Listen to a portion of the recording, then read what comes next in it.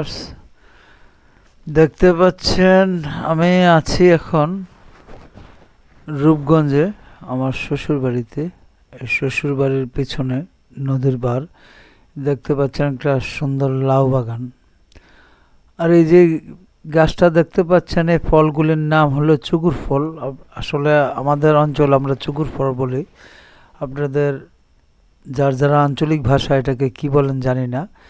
এই ফলটা টক এবং পাতাগুলি টক। এই পাতাগুলি দিয়ে সাধারণত আমরা ভর্তা বানিয়ে খাই, খুব সুস্বাদু। এই লাউ বাগানটাতে এখনও লাউ ধরে নাই, তো ছোট ছোট লাউ দেখা যাচ্ছে, যা দেখাইতে পারি নাই। আর পাশেই যে দেখতে পাচ্ছেন শীতলক্ষ্যা নদী, চলুন নদীর পাড়ে যাই।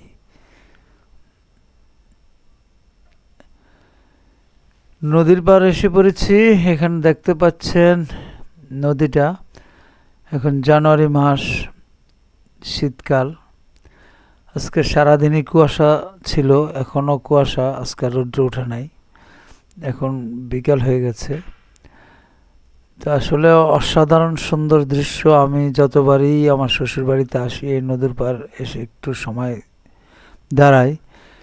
ওই পারে দেখা যাচ্ছে বিশাল কর্মযজ্ঞ। নদীটা একসময় অনেক বড় মনে হইতো, অবশ্য এখন শীতকাল পানি কমে গেছে, যার কারণে ছোট হয়ে গেছে। আর ওই পারে কি দখল হয়ে গেছে কিনা জানি না। তো নদীর ঘাটে একটি ছোট নৌকা বাঁধা আছে। এই হলো অবস্থা। আজকের ভিডিও এখানেই শেষ করতে যাচ্ছি, আর বেশি বড় করব না। তো খোদা হাফেজ। ভালো লাগলে সাবস্ক্রাইব করবেন।